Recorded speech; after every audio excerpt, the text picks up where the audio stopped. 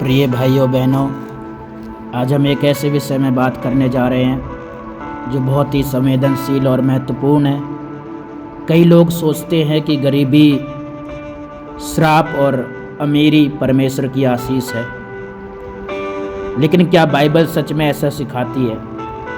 आज हम परमेश्वर के वचन से सच्चाई को समझेंगे ताकि हमारा विश्वास मनुष्य की सोच पर नहीं बल्कि परमेश्वर के सत्य पर आधारित हो। आज का यही विषय है, क्या गरीबी बाइबल में श्राप है? क्या परमेश्वर चाहता है कि हम सब इस संसार में अमीर बने? आज बहुत सारे शिक्षक, प्रचारक अपनी कलीसियाओं में, अगर वो बड़ी कलीसिया है, मेगा चर्च है, पास्टर मर्सिडीज गाड़ियों में घूम रहा है महंगे महंगे, तो वो बाकी सेवकों को, कलीसियाओं को तुच्छ जानते हैं और उन्हें श्रापित कहते हैं कि तुम लोग श्रापित हो, तुम लोग पापी हो, गरीब हो तुम, इसलिए तुम गरीब हो, तुम्हारा ये प्रमाण है कि तुम श्रापित हो, तुम पापी हो, तुम्हारे जीवन में परमेश्वर नहीं है, तुम परमेश्वर की सेवकाई ठीक से नहीं करते हो, तुम परमेश्वर के प्रति वफादार नहीं हो। छोटी कलीसियाओं को, छोटे सेवकों को तुच्छ जानते हैं क्योंकि उनकी कलीसिया आशीषित है, उनकी कलीसिया प्रभु ने बढ़ा दी है या खुद से बढ़ गए हैं, हमें नहीं पता कैसे बढ़े।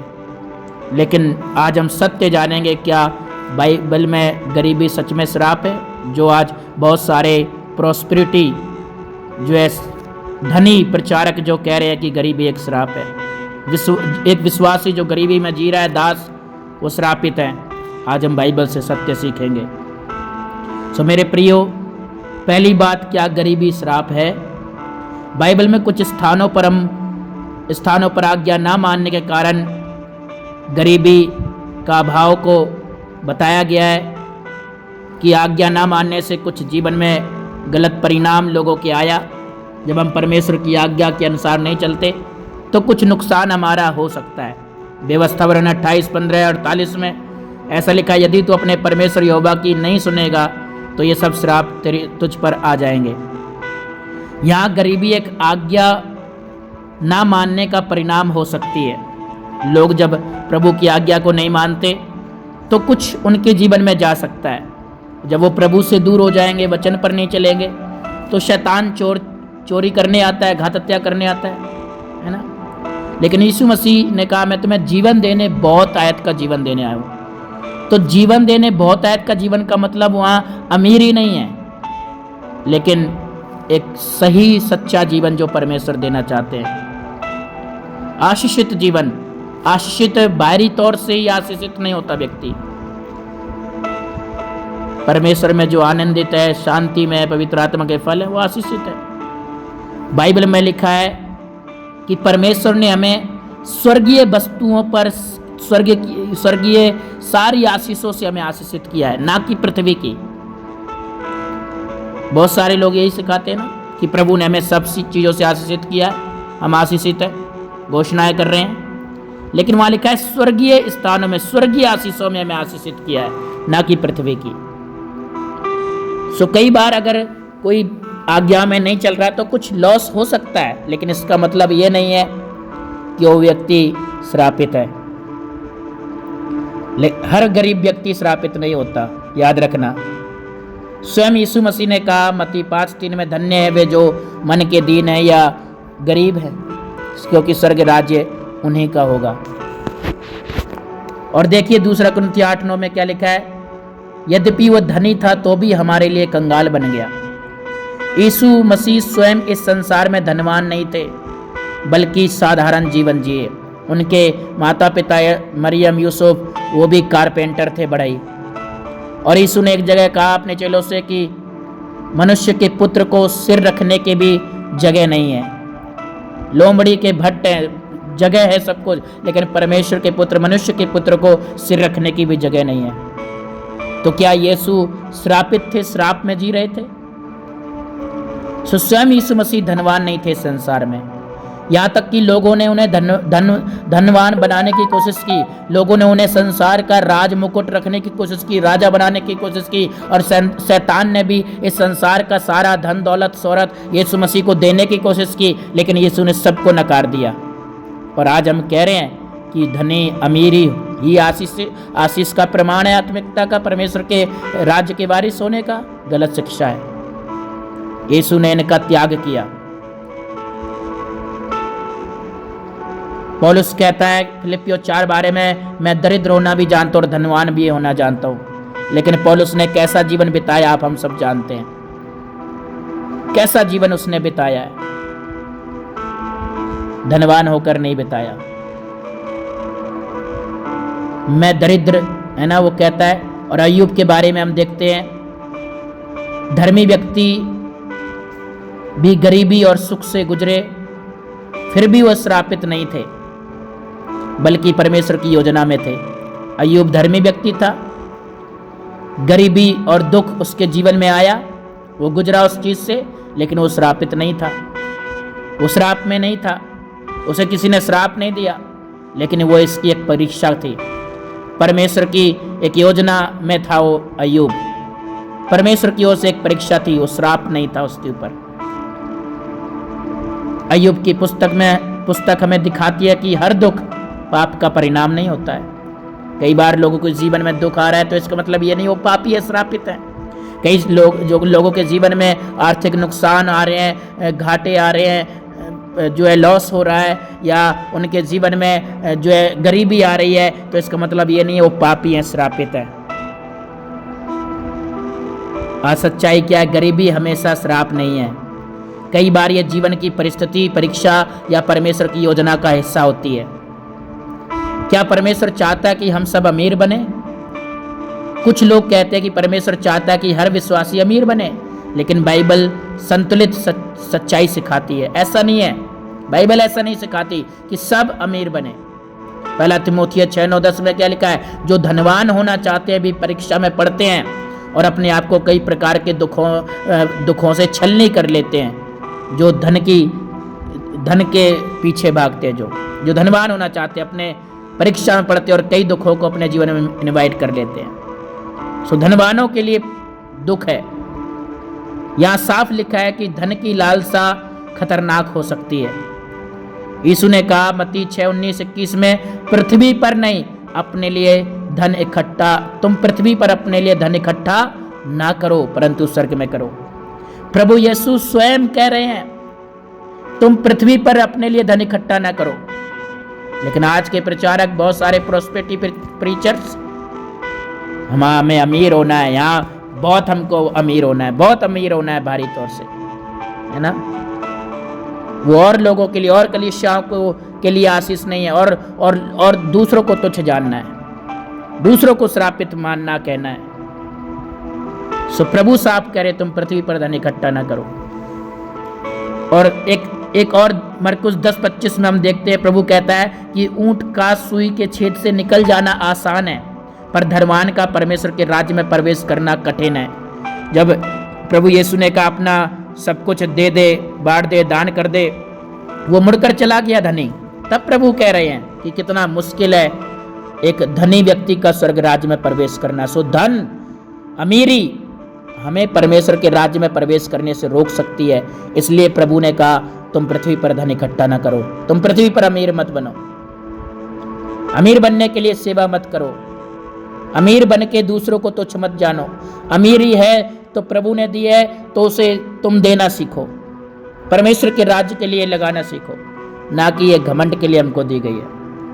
और अमीरों का परमेश्वर के राज्य में प्रवेश करना बहुत मुश्किल होगा। इसलिए आप अमीर हैं तो आप परमेश्वर के वचन के अनुसार आप चलिए, लोगों को आशीष करिए, आशीष के स्रोत बनिए, लोगों से प्रेम करें, किसी को, कलीसियाओं को, सेवकों को जो आपसे नीचे हैं धन में, उन्हें तुच्छ ना जाने, उन्हें श्रापित ना कहें। जो गरीबी में जी रहे उन्हें श्रापित ना कहें। सुलेमान की प्रार्थना देखिए, नीति वचन 30:8-9 में क्या कहता है? ना मुझे निर्धन कर, ना धनवान बना, केवल मेरी आवश्यकता भर दे। मुझे केवल आवश्यकता भर दे, ना मुझे निर्धन कर, ना मुझे धनवान बना।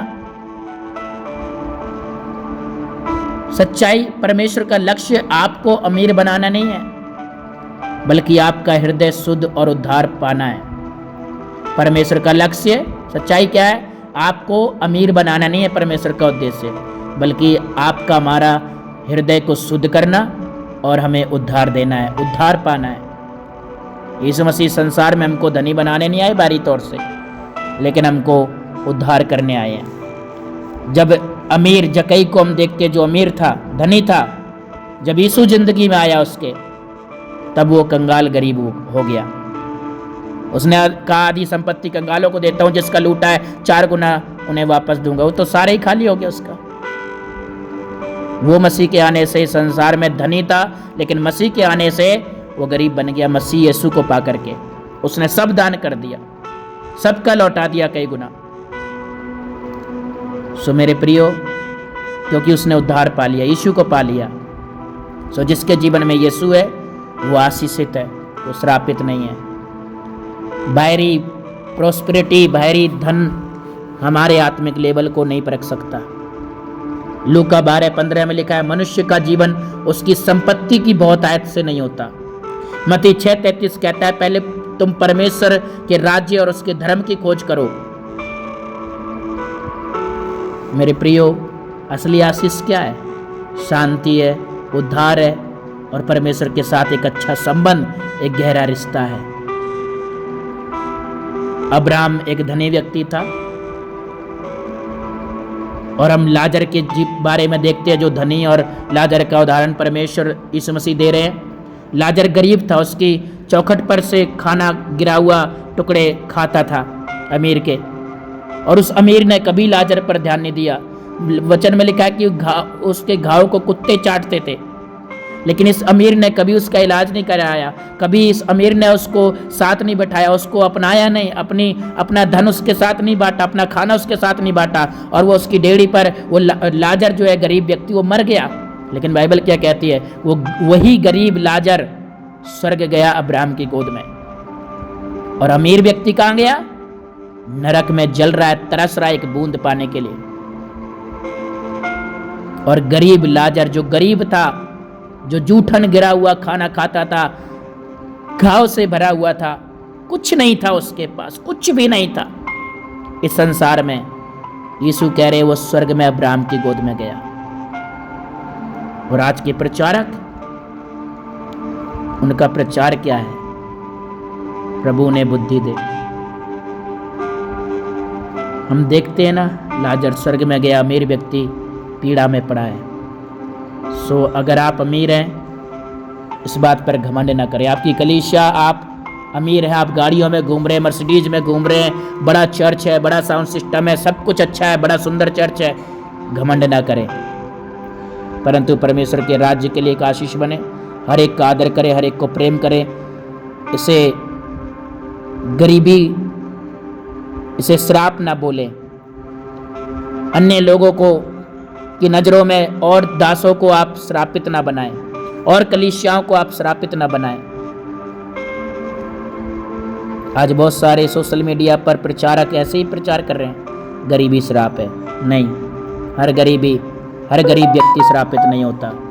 सो प्रियजनों, परमेश्वर आपको आपकी जेब से नहीं, आपके दिल से देखता है, आपको प्यार करता है। दुनिया कहती है अगर तुम्हारे पास पैसा है तो तुम सफल हो, लेकिन परमेश्वर कहता है अगर तुम्हारे पास मैं हूँ तो तुम सबसे धनी हो सकता है आज आप संघर्ष में हो सकता है आपके पास कम हो, लेकिन याद रखो यीशु मसीह आपके साथ है और वही सबसे बड़ी दौलत है। गरीबी हमेशा श्राप नहीं है, अमीरी हमेशा आशीष नहीं है।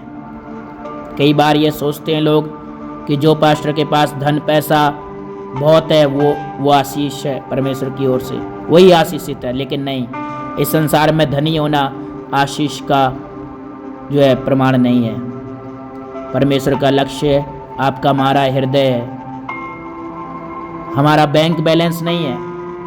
वो हमारे दिल में रहना चाहता है, हमारे बैंक में रहना नहीं चाहता, वो हमारे दिलों में रहना चाहता है। सो अमीरी आशीष का प्रमाण नहीं है। आशीषित वही है